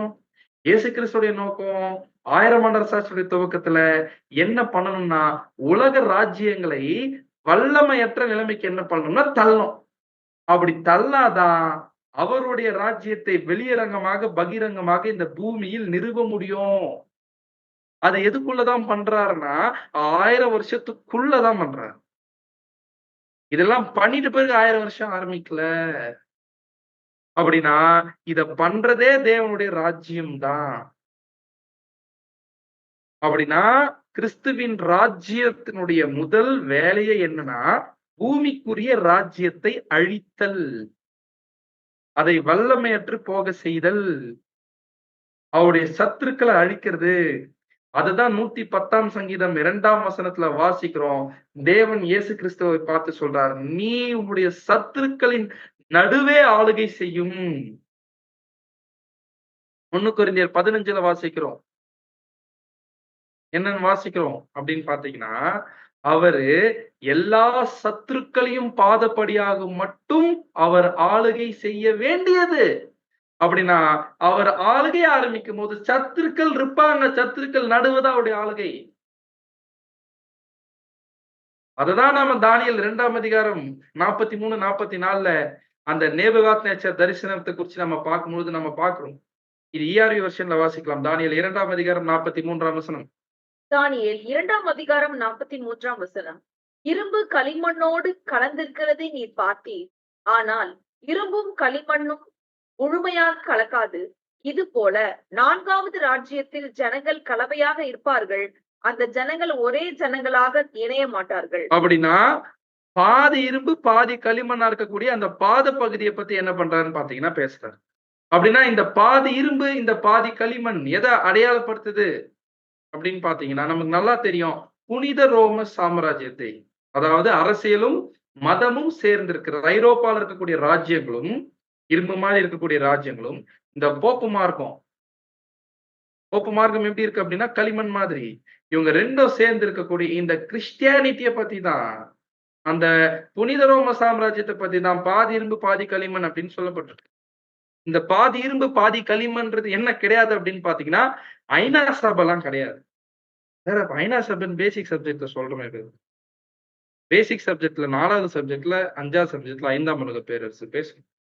இவ்ளோ டீப் பாயிண்ட்ஸ் நாம ரெவலேஷன்ல எங்க வந்து பேசிட்டு இருக்கோம். 120 கிளாஸ்க்கு மேல பார்த்துட்டு இந்த பாயிண்ட்ஸ் பார்த்துட்டு இருக்கோம். அப்படின்னா ஆரம்பத்துல ஜஸ்ட் அவங்களுடைய புரிந்து கொள்ளுதலுக்காக சொல்றோமே தவிர்த்து நாம நல்லா மைண்ட்ல வச்சுக்கலாம். பாதி இரும்பு பாதி களிமண்றது என்ன கிடையாதுன்னு பாத்தீங்கன்னா ஐநா சபைலாம் கிடையாது. சோ பாதி இரும்பு பாதி களிமண் எதை அடையாளப்படுத்துதுன்னா அரசியலும் மதமும் சேர்ந்து இருக்கு பாத்தீங்களா? யூரோப்ல புனித ரோம சாம்ராஜ்யமா இருந்தாங்க பாத்தீங்களா? அதுதான் அடையாளப்படுத்தும். அததான் 10 ராஜாக்கள் அப்படின்றத நம்ம சரிங்களா? இப்போ அதுதான் நம்ம பார்க்கிறோம். இந்த இடத்துல இப்படிதான் 4வது ராஜ்யத்துல கடைசியில என்ன பண்றாங்களாமா இருக்காங்க. ரோமுடைய கடைசி பகுதியில இப்படிதான் இருந்தாங்க. 1874 வரைக்கும். தானியேல் 2ஆம் அதிகாரம் 44ஆம் வசனம் வாசிங்க. தானியேல் 2ஆம் அதிகாரம் 44ஆம் வசனம். இது திருவிவிலியம் வெர்ஷன் இது. அந்த அரசர்களின் காலத்தில் விண்ணக கடவுள் ஓர் அரசை நிறுவுவார். அது என்றுமே அழியாது. அதன் ஆட்சியுரிமை வேறெந்த மக்களிடத்திற்கும் தரப்படாது. அது மற்ற அரசுகளை எல்லாம் நொறுக்கி அவற்றுக்கு முடிவு கட்டும். அதுவோ என்றென்றைக்கும் நிலைத்திருக்கும். அந்த அரசர்களின் காலத்தில் எந்த அரசர்களின் காலத்தில் எந்த அரசர்களின் காலத்தில் இந்த பாதி இரும்பு பாதி களிமண் இருந்தாங்க இல்லையா? அந்த அரசர்களின் காலத்தில் இவங்க யாரு? போப்பு மார்க்கமும் ஐரோப்பால இருக்கக்கூடிய ராஜ்யங்களும் சேர்ந்து இருக்கக்கூடிய நிலைமை. அப்படி இருந்தாங்க 1874 வரைக்கும் அப்படிதான் இருந்தாங்க. அந்த அரசர்களின் காலத்தில் விண்ணக கடவுள் ஓர் அரசை நிறுவுவார். நல்லா புரிஞ்சுக்கணும். மற்ற ராஜ்யங்கள் பூமியில் இருக்கும் பொழுதே கடவுள் விண்ணக கடவுள் என்பது யாரு? இது ரோமன் கேத்தலிக் டிரான்ஸ்லேஷன் நல்லா இருக்கான. பிதாவாகிய தேவன் விண்ணக கடவுள் ஒரு ராஜ்யத்தை நிறுவுறாராம். அது என்றுமே அழியாது. எது என்றுமே அழியாது? பிதாவாகிய தேவன் நிறுவக்கூடிய ராஜ்யம் என்றுமே அழியாது. அதன் ஆட்சி உரிமை வேறெந்த மக்கள் இனத்திற்கும் தரப்படாது. ஏன்னா அது கிறிஸ்துவும் சபைக்கான ராஜ்யம். அது மற்ற அரசுகளை எல்லாம் நொறுக்கி அவற்றிற்கு முடிவு கட்டும். அதுவோ என்றென்றைக்கும் நிலைத்திருக்கும். எது மற்ற அரசுகள் எல்லாம் நொறுக்குமா? தேவன் நிறுவினர் அரசு ராஜ்யம் மற்ற அரசுகளை நொறுக்கும் அப்படின்றது ரொம்ப தெளிவா என்ன பண்ணப்பட்டிருக்குன்னு பாத்தீங்கன்னா சொல்லப்பட்டிருக்கு. அப்படின்னா அன்புக்குரிய சகோதர சகோதரிகளே கிளியரா என்ன புரியுது? கிறிஸ்துவின் ராஜ்யம் வந்த பிறகுதான் கிறிஸ்துவின் ராஜ்யம் தான் மற்ற ராஜ்யங்கள் என்ன பண்ணுதுன்னு பாத்தீங்கன்னா அழிக்குது. எல்லா ராஜ்யம் அழிஞ்சிட்ட பிறகு கிறிஸ்துவின் ராஜ்யம் வரப்போறது அப்படின்னு சொல்றது முழுக்க முழுக்க வசனத்திற்கு எதிரான ஒரு கம்பாரிசன். அப்படின்னா அந்த ராஜ்யங்களை கட்டுப்படுத்தி அடக்கி அதை வல்லமையற்று செய்ய போறத பத்தி தான் பிசாசு என்றும் சாத்தான் என்றும் சொல்லப்பட்ட பழைய பாம்பாகிய வலு சர்ப்பத்தை கட்டி பாதாளத்துல போடுறது அப்படின்னு ரெவலேஷன் 20ல சொல்லப்பட்டிருக்கு. ரெவலேஷன் 20ஆம் அதிகாரத்துல சொல்லப்பட்டிருக்கு. என்ன அர்த்தம்? 1000 வருஷம் முழுக்க சாத்தான் கட்டப்பட்டிருப்பான். அப்படியே உலகமே சமாதானமா இருக்கும். Wrong concept. முதல் பகுதியில் அவனை கட்டுறதுடைய நோக்கம் பாதாளத்துல தள்ளணும். அந்த பாதாளத்துல தள்ளிட்ட பிறகுதான் சமாதானத்துக்குரிய காலப்பகுதி வரும். அதனாலதான் 1000 ஆண்டு அரசாட்சியினுடைய துவக்கம் உபத்திரவமா இருக்கும். அதுக்கு பிறகு முழு சமாதானமா மகா உபத்திரவத்துக்கு அப்புறமா முழுமையான சமாதானமாக இருக்கும். தானியேல் 2ஆம் அதிகாரம் 45 வாசிங்க. தானியேல் 2ஆம் அதிகாரம் 45ஆம் வசனம். மனித கைப்படாது பெயர்ந்து மலையிலிருந்து உருண்டு வந்து இரும்பையும் வெண்கலத்தையும் களிமண்ணையும் வெள்ளியையும் பொன்னையும் நொறுக்கியதாக நீர் கண்ட அந்த கல் இந்த அரசையை குறிக்கிறது. இவ்வாறு எதிர்காலத்தில் நிகழப்போவதை மாபெரும் கடவுள் அரசருக்கு தெரிவித்திருக்கிறார். கனவும் உண்மையானது, அதன் உட்பொருளும் நிறைவேறுவதும். இந்த அரசையே குறிக்கிறது. எது? நீர் கண்ட அந்த கல், நொறுக்கியதாக நீர் கண்ட அந்த கல் இந்த அரசையே குறிக்கிறது. அப்படின்னா கிளியர். கல்லு கிறிஸ்துவுடைய அரசாட்சி தான் என்ன ஆகுதுன்னு பாத்தீங்கன்னா அப்படின்னா கிறிஸ்துவுடைய இந்த கல் எங்க இருந்து வருதுங்க? வானத்துல இருந்து வருது. அப்படி வெளிப்படுத்தின விசேஷம் 20ஆம் அதிகாரத்துல தூதன் எங்க இருந்து வராரு? வானத்துல இருந்து இறங்கி வராரு. அப்போஸ்தலர் 3ஆம் அதிகாரம் 20ஆம் வசனத்துல இயேசு கிறிஸ்து எங்க இருந்து வராரு? வானத்துல இருந்து இறங்கி வராரு. அப்படின்னா 3 இடத்துலயும் ஒரே சம்பவத்தை பத்தி என்ன பண்ணப்பட்டிருக்குன்னா சொல்லப்பட்டிருக்கு. அப்படின்னா இயேசு கிறிஸ்துடைய வருகையும் ராஜ்யமும் உண்டு. சோ நமக்கு நல்லா தெரியும் கிறிஸ்துவோடைய ராஜ்யம் 1874ல ஆரம்பிச்சு அந்த கல்லு எப்போ அடிச்சிருச்சு அப்படின்னா 1914ல அடிச்சிருச்சு. அப்படின்னா ராஜ்யமானது 1900 கிறிஸ்துவின் ராஜ்யமானது 1914ல உலக ராஜ்யங்களை நொறுக்க ஆரம்பிச்சிருச்சு. அப்படி நொறுக்கிறது தான் சாத்தான கட்டுறது. ஏன்னா சாத்தான் என்பது சிவில் ராஜ்யங்களை அடையாளப்படுத்து. கரெக்ட்டுங்களா? புரியுதுங்களா இப்போ? சிவில் ராஜ்யங்களை அடையாளப்படுத்துது. அப்படின்னா கற்றார் நான் லிட்டரலா புடிச்சு ஆவிக்குரிய ஜீவிய சாத்தான கட்டுறது கிடையாது. இந்த ப்ராசஸ பத்தி தான் வெளிப்படுத்தும் விசேஷம் 20ஆம் அதிகாரம் பேசுது. ஏன்னா இயேசு கிறிஸ்து வரும்பொழுதே ராஜ்யத்தை பெற்றுக்கொண்டு வரார் அப்படின்றத லூக்கா 19:12 கூட அந்த ஓமையில வாசிக்கும்போது பிரபு ஆகிய ஒருவன் ராஜ்யத்தை பெற்றுக்கொண்டு திரும்பி வரும்படிக்கு தூரதேசத்துக்கு புறப்பட்டான். அவன் ராஜ்யத்தை பெற்றுக்கொண்டு திரும்பி வந்தபோது அப்படின்னா அப்படின்னா இந்த பேரபிளையும் சரி எல்லா இடத்துலயும் தெளிவா பார்க்கும் பொழுது கிறிஸ்துவின் ராஜ்யம் 1874ல ஆரம்பிச்சிருச்சு. தூதன் 1874ல வந்துட்டாரு. 1874ல 1000 வருடம் ஆரம்பிக்குது. அந்த 1000 வருடத்துக்குள்ள என்ன பண்றார் அப்படின்னு பாத்தீங்கன்னா 2:2ல ஆண்டவராகிய இயேசு கிறிஸ்து எப்படி பயன்படுத்த போறாரு 1000 வருஷத்துல அப்படின்றத பத்தி தான் இந்த 3 வசனங்கள் என்ன பண்ண போறோம்னா பார்க்கலாம். அப்படின்னா இந்த பிசாசுடைய சிவில் கவர்மெண்ட்ட வல்லமையற்ற நிலைமைக்கு தள்ளுறதுக்கு ஆண்டவராகிய இயேசு கிறிஸ்து 2 டூல் என்ன பண்ணிருக்காரா கையில வச்சிட்டு இருக்காரு.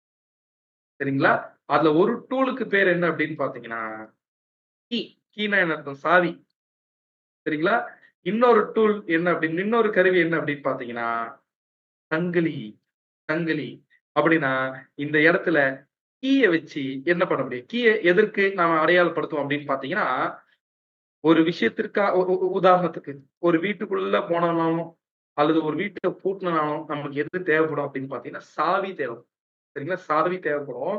அப்படின்னா இந்த இடத்துல இயேசு கிறிஸ்து எதை கண்ட்ரோல் பண்றதுக்கு இந்த கீயை பயன்படுத்த போறார் அப்படின்னு பாத்தீங்கன்னா 1000 ஆண்டு அரசாட்சியினுடைய துவக்கத்தில் சிவில் கவர்மெண்ட்ட வல்லமையற்ற நிலைமைக்கு தள்ளுறதுக்கு என்ன பண்ண போறாருன்னா பெரிய சங்கிலியை பயன்படுத்தும்.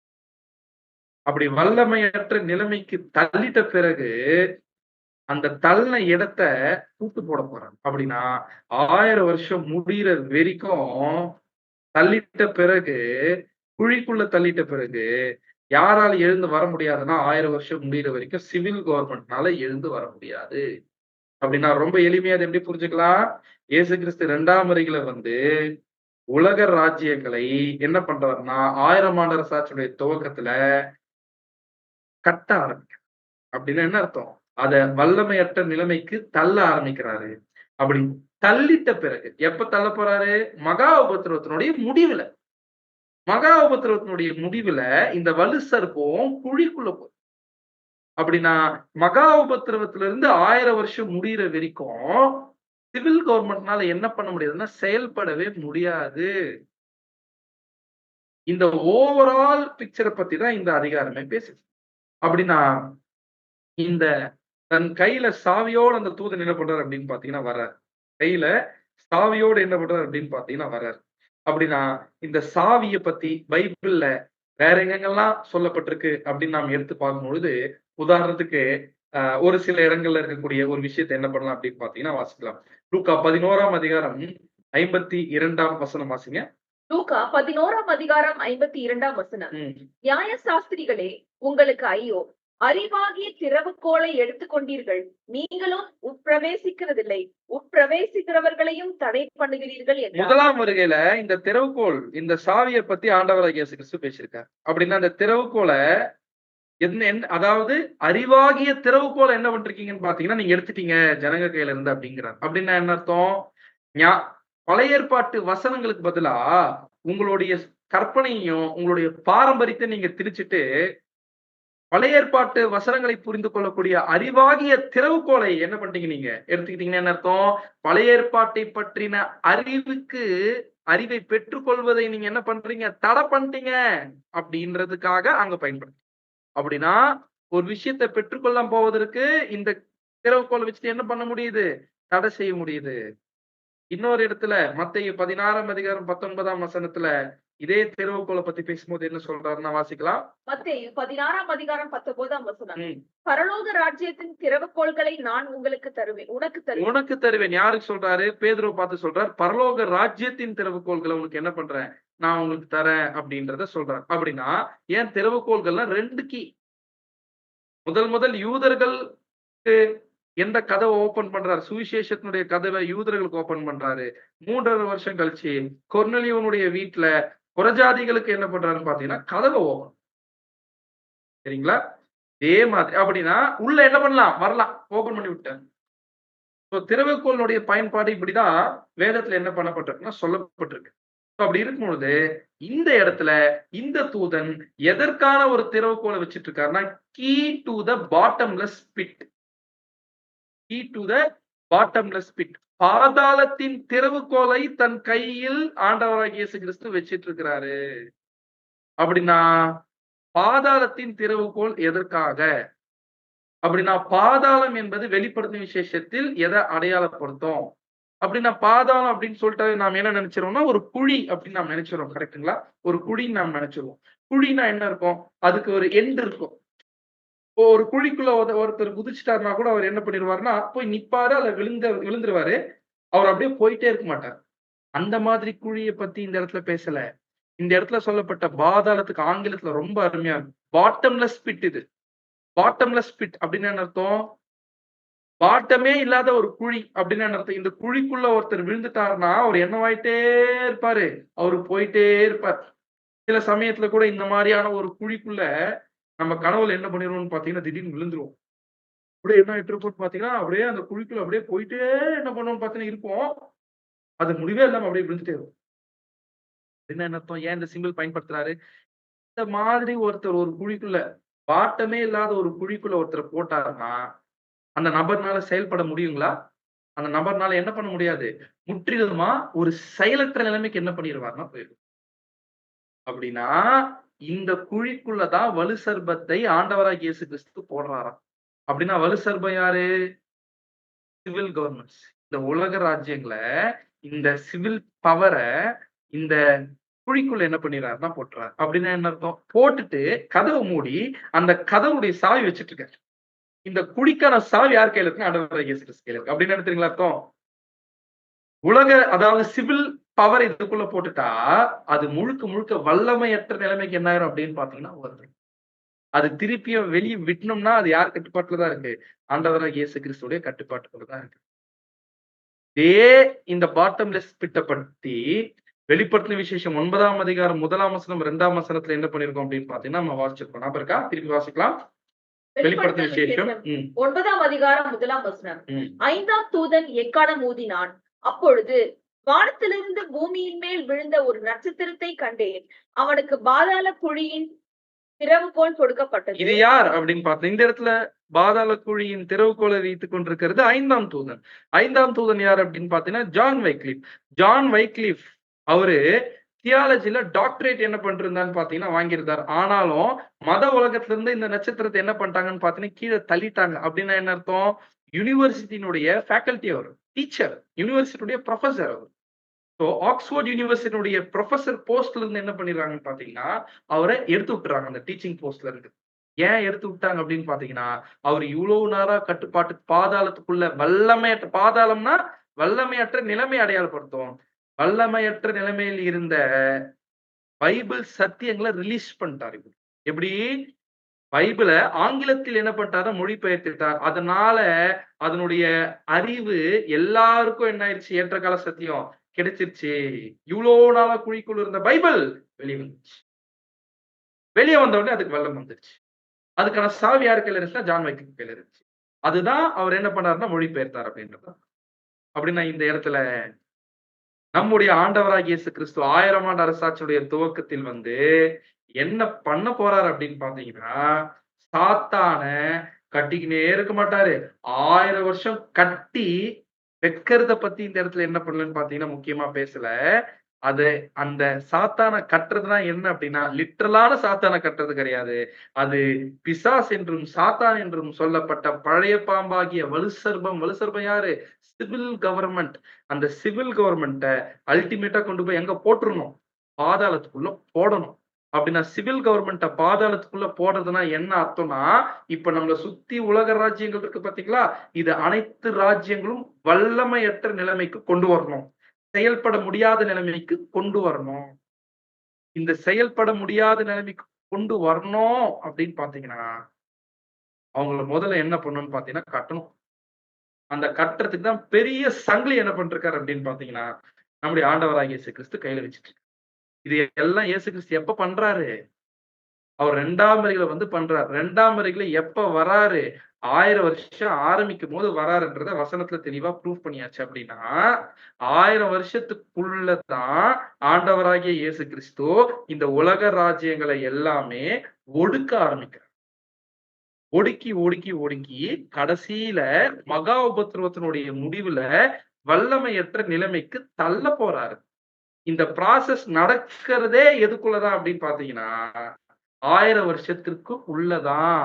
அப்ப எப்படி லிட்டரலான சாத்தான் 1000 வருஷம் முழுக்க ஒண்ணுமே செய்யாம செயல்பட முடியாத நிலைமையில இருப்பான். அப்படி வசனமே சொல்லல. இந்த வசனத்த அப்படி சொன்னோம்னா, நாம ரெவலேஷன் அண்டர்ஸ்டாண்டிங் இல்லாம என்ன பண்றோம்?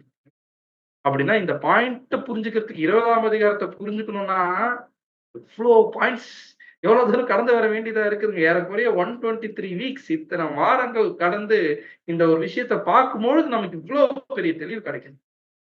எதுவுமே நம்ம ஸ்டடி பண்ணாம டைரக்ட்டா ரெவலேஷன் 20 சாத்தான் என்ன ஆகல? சாத்தான் 1000 வருஷம் கட்டுறாரு. அப்படி 1000 வருஷம் கட்டுனா எந்த தீமையும் இருக்காது உலகத்துல. இப்ப எல்லா தீமையும் இருக்குது. அதனால சாத்தான கட்டல. அதனால 1000 வருஷம் ஆரம்பிக்கல. அப்படிலாம் சொல்றது வீண் வாதமா இருக்கலாம். மனுஷ கற்பனையா இருக்கலாம். மனுஷ சிந்தையா இருக்கலாம். ஆனா ஸ்கிரிப்சர் அப்படி பேசுதா அப்படின்னு பார்த்தீங்கன்னா, ஸ்கிரிப்சர் அப்படி என்ன பண்ணல அப்படின்னு பார்த்தீங்கன்னா, அப்படின்னா பிரதர் இந்த சிவில் கவர்ன்மெண்ட்ட எப்படி கட்டுறாரு அப்படின்னு பார்த்தீங்கன்னா, பெரிய சங்கிலி. சங்கிலி சங்கிலி வச்சு தான் என்ன பண்ணுவான் அப்படின்னு பார்த்தா கட்டுவாங்க. உதாரணத்துக்கு ஒரு கைதிய கட்டணும். ஒரு கைதிய கட்டுறாங்கன்னு வைங்களேன். அந்த கைதிய எத வச்சு தான் கட்ட முடியும் அப்படின்னு பார்த்தா, ஒரு சங்கிலி வச்சு தான் என்ன பண்ண முடியுங்க? கட்ட முடியும். அப்புறம் அவனால என்ன பண்ண முடியாது அந்த கைதியினால? செயல்பட முடியாது. அப்படின்னா, செயல்பட முடியாத நிலைமைக்கு தள்ளணும்னா, பாதாளத்துக்கு கொண்டு போய் போடணும்னா, முழுசா கட்டணும். அப்படின்னா இந்த இடத்துல இந்த ஒரு செயின்னாலே அதுக்கு நெறைய லிங்க் இருக்கும். கனெக்ஷன் இருக்கும்.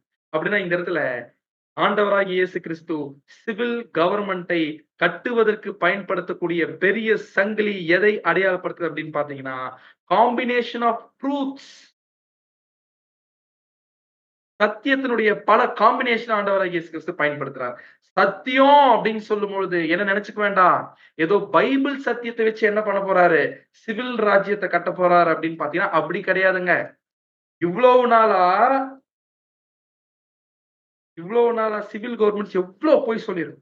எல்லா விஷயத்தை பற்றின அரசியல், மதம், பொருளாதாரம், சமுதாயம் எல்லாவற்றை பற்றின உண்மையை என்ன பண்ண போறார்னா ஆண்டவராகிய இயேசு கிறிஸ்து வெளிய கொண்டு வரப்போறார். அப்படி வெளிய கொண்டு வரும் பொழுது அது செயல்பட முடியாத நிலைமைக்கு தள்ளப்படும். பிரதர் ரசல் அழகா எழுதும்போது என்ன எழுதுறாரு அப்படின்னு பார்த்தா ரீபிரிண்ட்ஸ் 4609ல என்ன எழுதுறாருன்னா, நாம நம்புறோம் தீமையினுடைய இருள் தீமையினுடைய இருள் அதுக்கப்புறம் மூட பழக்கவழக்கங்களுடைய இருள போக்கணும்னா அது எதனால தான் முடியும்னா வெளிச்சத்தினால தான் முடியும். அறிவின் வெளிச்சத்த ஒவ்வொரு அட்வான்ஸ் ஸ்டெப் நாலேஜ நோக்கி, அறிவ நோக்கி ஒவ்வொரு படி எடுத்து வைக்க எது கட்டப்படும் அப்படின்னா, தீமையின் இருளும், மூட பழக்கவழக்கங்களுடைய இருளும் கட்டப்படும். எவ்வளவு மூட பழக்கவழக்கம் இல்லாம போயிருக்கு இப்பொழுது. யோசிச்சு பாருங்க. அப்படின்னா, இத செயின்ஸ் ஆஃப் சூப்பர்ஸ்டிஷன் அப்படின்னு சொல்லுவாங்க. செயின்ஸ் ஆஃப் டார்க்னஸ் இருளின் சங்கிலி, மூட பழக்கவழக்கங்களுடைய சங்கிலிய மனுஷன வச்சு ரொம்ப நாள் என்ன பண்ணப்பட்டான் அப்படின்னு பார்த்தீங்கன்னா, சாத்தான் கட்டிட்டான். அத இயேசு கிறிஸ்து என்ன பண்ண போறாரு பார்த்தீங்கன்னா, ரிலீஸ் பண்ண போறாரு. அதுதான் கையில பெரிய சங்கிலி என்ன பண்ணியிருக்காரு அப்படின்னு பார்த்தீங்கன்னா வச்சிருக்கு. அப்படின்னா இந்த இடத்துல நமக்கு ஒரு பெரிய கேள்வி வரும். எப்படி பிரதர் இந்த சிவில் பவர பாதாளத்துக்குள்ள தள்ள போறாரு? எப்படி பண்ண போறாருன்னா, அதுக்கு சங்கிலி தான் பதில். அந்த பெரிய சங்கிலிய வச்சு என்ன பண்றாருன்னு பார்த்தீங்கன்னா, கட்டுறாரு. அது ஏறக்குறைய 1 நூற்றாண்டுக்கு மேல என்ன ஆகுதுன்னு பாத்தீங்கன்னா எடுத்துக்கொள்கிறார். நல்லா புரிஞ்சுக்கணும். அப்படி கட்டிட்ட பிறகுதான் எங்க போடுறாரு? பாதாளத்துக்குள்ள போடுறாரு. இது எல்லாமே முழுக்க 1000 இயர்ஸ் முழுக்க நடக்கக்கூடிய சம்பவத்த பத்தி பேசுது. நல்லா புரிஞ்சுக்கணும்.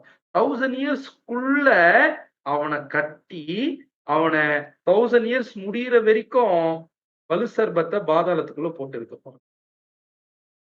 இந்த ஒட்டுமொத்த பிக்சர் 1000 இயர்ஸ் நடக்க போகுது. நல்லா புரிஞ்சுக்கணும். 1000 இயர்ஸ்க்கு முன்னாடி இது நடக்க போகுது. அப்படின்னா கிளியரா 1874ல removal of the old order துவங்குது. அப்படின்னா பழைய உலக அமைப்ப ரிமூவ் பண்றாரு. எப்படின்னா இந்த பழைய மலை இருக்குல்ல, பிசாசனுடைய இந்த சிவில் பவர்ஸ் அத கிராஜுவலா செயின் பண்றாரு. அப்படி செயின் பண்றாருன்னா என்ன அர்த்தம்? எதற்காக அப்படின்னா மகா உபத்திரவத்துக்கு அப்புறமா அத முழுக்க முழுக்க குழிக்குள்ள தள்ளணும். அப்படின்னா பிரதர் 1874ல இருந்து இந்த பெரிய சங்கிலியை பயன்படுத்துறார். த செயின் இஸ் கிரேட் அப்படின்னு அர்த்தம். இது ரொம்ப லாங்கா இருக்கு, ரொம்ப திக்கா இருக்கு. அப்படின்னா இந்த செயின், இந்த சங்கிலி எதை அடையாளப்படுத்துது அப்படின்னு பாத்தீங்கன்னா வெளிச்சம், என்லைட்மென்ட். அப்படின்னா மனுக்குலத்தில் ஒவ்வொரு விஷயத்தையும், அது அரசியலாகட்டும், பொருளாதாரம், எல்லா விஷயத்துக்கும் வெளிச்சத்தை கொண்டு வந்தார். எல்லாவற்றை பற்றின வெளிச்சத்தை என்ன பண்ணிடுறாருன்னு பாத்தீங்கன்னா கொண்டு வந்துறாரு. ஹியூமன் ரைட்ஸா அதை பத்தின வெளிச்சத்தை என்ன பண்ணிடுறாருன்னா கொண்டு வந்துடுறாரு. பொருளாதாரத்துல ஒரு விஷயமா அதை பத்தின ஒரு வெளிச்சத்தை கொண்டு வந்துடுறாரு. யாருன்னா எவ்வளவு பெரிய தவறுகள் இருந்தாலும் எல்லாத்தையும் எக்ஸ்போஸ் பண்ணிருக்காரு. அதற்கு ஒரு மிகப்பெரிய கருவியா சோசியல் மீடியா டெக்னாலஜி இப்ப என்ன பண்ணிருக்காருன்னா பயன்படுத்த. அத நம்ம பார்க்கிறோம். ரெவலேஷன் 18:1ல நம்ம வாசிக்கிறோம் இல்லையா? வாசிக்கலாம். வெளிப்படுத்தின விசேஷம் 18ஆம் அதிகாரம் 1ஆம் வசனம் வாசிக்கலாம். Revelation 18th chapter 1st verse வாசிக்கலாம். வெளிப்படுத்தின விசேஷம் 18ஆம் அதிகாரம் 1ஆம் வசனம். ம். இவைகளுக்கு பின்பு வேறொரு தூதன் மிகுந்த அதிகாரமுடையவனாய் வானத்திலிருந்து இறங்கி வர கண்டேன். மிகுந்த அதிகாரம் உடையவனா. யார் இந்த தூதன்? ஆண்டவராகிய இயேசு கிறிஸ்து. அவனுடைய மகிமையினால் பூமி பிரகாசமாய் அவனுடைய மகிமையினால் பூமி பிரகாசமாகுது. அப்படின்னா இயேசு கிறிஸ்து அந்த தூதன் வந்த உடனே பூமி பிரகாசமாகுது. ஏன் பிரகாசமாகுது? கையில சங்கிலி வச்சிட்டு இருக்கிறாரு. எல்லா வசனம் ஒண்ணுக்கு ஒண்ணு எவ்வளவு லிங்க் பாரு. அப்படின்னா என்ன அர்த்தம் அப்படின்னு பாத்தீங்கன்னா இந்த இடத்துல என்ன ரிவீல் பண்ண போறாரு அப்படின்னு பாத்தீங்கன்னா இதுக்கப்புறம் எந்த இருளும் இந்த பூமியில இருக்கக்கூடாது அப்படின்னு சொல்லும்போது இந்த பழைய உலக அமைப்புல இருக்கக்கூடிய எல்லா தவறுகளையும் எக்ஸ்போஸ் பண்றாங்க. இந்த செயின் எவ்வளவு நூக்கன் கார்னர் என்ன போனனாலும் என்ன ஆயிரும் அப்படின்னு பாத்தீங்கன்னா போயிரும். அதான் சொல்றாரு, இனி மறைவான ரகசியனே ஒண்ணு இருக்காரு. எல்லாமே வீட்டினுடைய மேல் கூரையிலிருந்து என்ன ஆகும் அப்படின்னு பாத்தீங்கன்னா சொல்லப்படும். அப்படின்னா இந்த இடத்துல யோசிச்சு பாருங்க. இந்த இடத்துல நம்முடைய ஆண்டவராகிய இயேசு கிறிஸ்து எக்ஸ்போஸ் பண்ணிருக்காரு. 1874ல இருந்து என்ன பண்ணிருக்காரு? எக்ஸ்போஸ் 1874ல இருந்து எல்லா விஷயத்தையும் நம்முடைய ஆண்டவராகிய இயேசு கிறிஸ்து அழகா என்ன பண்றாருன்னு பார்த்தீங்கன்னா எக்ஸ்போஸ். அப்படின்னா என்ன அர்த்தம் அப்படின்னு பாத்தீங்கன்னா 1874ல இருந்து இப்போ இந்த சிவில் கவர்மெண்ட்ஸ் கொஞ்சம் கொஞ்சமா அழிவை நோக்கி போயிட்டு இருக்குதா இல்லையா? எஸ் ஆர் நோ அப்படின்னு ஒரு கேள்வி கேட்டா என்ன பதில் சொல்லலாம்? சிவில் கவர்மெண்ட் செயல்பட முடியாத நிலைமையை நோக்கி போயிட்டு இருக்குதா இல்லையா?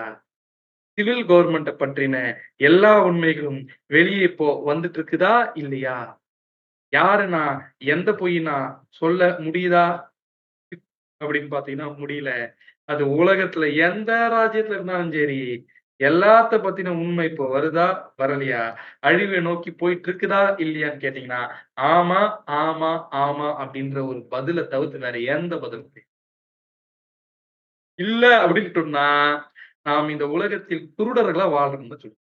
அப்படின்னா அன்புக்குரிய சகோதர சகோதரிகளே, அப்போ சங்கிலிய வச்சு என்ன பண்ணிட்டு இருக்கிறாரு? வலு சர்ப்பத்தை கட்டிட்டு இருக்கிறார். அதுதான் 1000 இயர்ஸ் உடைய முதல் பகுதியில் பைண்டிங் ஆஃப் சாத்தான். அப்படின்னா முக்கியமான ப்ராசஸ் முதல்ல என்ன பண்ணணும்? எடுத்த உடனே கட்டுறத பார்க்க கூடாது நாம. முதல்ல வலு சர்ப்பத்தை பிடிக்கணும். அதுக்கப்புறம் என்ன பண்ணணும் அப்படின்னு பாத்தீங்கன்னா கட்டணும். அதுக்கப்புறம் அவனை தள்ளணும். அதுக்கப்புறம் குழிய மூடணும். குழிய என்ன பண்ணணும் அப்படின்னு பாத்தீங்கன்னா முத்திரித்து போடணும். அப்படின்னா 1000 ஆண்டு அரசாட்சியினுடைய முதல் பகுதியில இயேசு கிறிஸ்து இந்த ரோல தான் இப்ப பண்ணிட்டு இருக்காரு. சிவில் கவர்மெண்ட்ஸ அழித்துக் கொண்டிருக்கிறாரு. அத கட்டுப்பாட்டுக்குள்ள கொண்டு வந்துட்டு இருக்காரு. அது எப்ப உச்சகட்டத்தை அடையும் அப்படின்னு பாத்தீங்கன்னா, மகா உபத்திரவத்தில் உச்சகட்டத்தை அடையும். மகா உபத்திரவத்துக்கு அப்புறமா பாதாளத்துக்குள்ள போகும். யார? சிவில் கவர்மெண்ட்ட. செயல்பட முடியாத நிலைமைக்கு தள்ளப்பட்டுரும். அதனாலதான் அன்புக்குரிய சகோதர சகோதரிகளே, 1000 ஆண்டு அரசாட்சியினுடைய துவக்கத்துல ஏன் உபத்திரவம் இருக்குன்னா, அவர் சாத்தான கட்டிருக்கார். சாத்தான கட்டிருக்காருன்னா என்ன அர்த்தம்? சிவில் கவர்மெண்ட்ட கட்டிட்டு இருக்காரு. சிவில் கவர்மெண்ட்ட எதை வச்சு கட்டிட்டு இருக்காரு? சங்கிலி வச்சு கட்டிட்டு இருக்காரு. சங்கிலி என்பது எத? சத்தியம். சத்தியத்தை பயன்படுத்துறாரு அப்படின்னு சொல்லும் பொழுது, பைபிள் சத்தியத்தை கிடையாது. எல்லா விஷயங்களைப் பற்றின உண்மையை என்ன பண்ணிருக்காரு அப்படின்னு பார்த்தீங்கன்னா, கொண்டு வந்துட்டு இருக்காரு. அதனால கிறிஸ்துவின் 1000 ஆண்டு அரசாட்சியின் துவக்கத்தில் உபத்திரம் மட்டும் தான் இருக்கும். மகா உபத்திரவத்துக்கு அப்புறமா தான் வெளியரங்கமான ராஜ்யத்துல தான் சமாதானத்துக்குரிய காலப்பகுதி இருக்கும்னு வசன பகுதி நமக்கு தெளிவா என்ன ஆகுது அப்படின்னு பார்த்தீங்கன்னா சொல்லுது. இதுவரைக்கும் நாம முதல் வசனத்தை பத்தி மட்டும் தான் என்ன பண்ணிருக்கோம்னா பார்த்திருக்கோம். இப்போ 2 வெப்பன பத்தி என்ன பண்ணிட்டோம் அப்படின்னு பார்த்தீங்கன்னா பார்த்துட்டோம். அந்த 2 வெப்பன் அதாவது திறவுகோல், சங்கிலி அத பத்தி பார்த்தாச்சு. அதோட ரோல் பார்த்தாச்சு. அத எப்படி பயன்படுத்த போறார் அப்படின்றது என்ன பண்ணலாம்னா, மீதம் இருக்கக்கூடிய வசனங்கள தேவனுக்கு சித்தமா இருந்தா வரக்கூடிய வாரத்தில் பார்க்கலாம். ரொம்ப கிளியரா என்ன பார்த்துட்டோம் அப்படின்னு பார்த்தீங்கன்னா, சாத்தான் கட்டப்படுறது என்பது சிவில் கவர்மெண்ட்ட அடக்குறது. அப்படின்னா முழுசா 1000 வருட அரசாட்சி முழுக்க முழுக்க வெறும் சமாதானம் மட்டுமா இருக்கும் அப்படின்னு நாம் நினைச்சோம்னா அது நம்ம கற்பனை. லிட்டரலான சாத்தான பிடிச்சு 1000 வருஷம் கட்டுவார். 1000 வருஷம் முழுக்க தீமையே இருக்காது உலகத்துல அப்படின்னு சொல்றது நம்ம கற்பனை. வசனம் அப்படி என்ன பண்ணலீங்க? சொல்லல அப்படின்றது தெளிவா என்ன ஆயிடுச்சுன்னா புரிஞ்சிருச்சு. இவ்வளவு அருமையான சத்தியத்தை, மாபெரும் வெளிச்சத்தை நமக்கு வெளிப்படுத்த நம்முடைய பிதாவாகிய தேவனுக்கு, நம்முடைய ஆண்டவராகிய இயேசு கிறிஸ்து நாமத்தினாலே துதிகளையும் ஸ்தோத்திரங்களையும் எடுத்துக் கொள்ளலாம். தேவனுக்கு சித்தமா இருந்தால் மீதம் கூடிய வசனங்களை நாம் அடுத்த வாரம் பார்க்கலாம். பொறுமையோடு கேட்ட நம் அனைவரையும் தேவன் தாமே ஆசீர்வதிப்பார்கள். ஆமென்.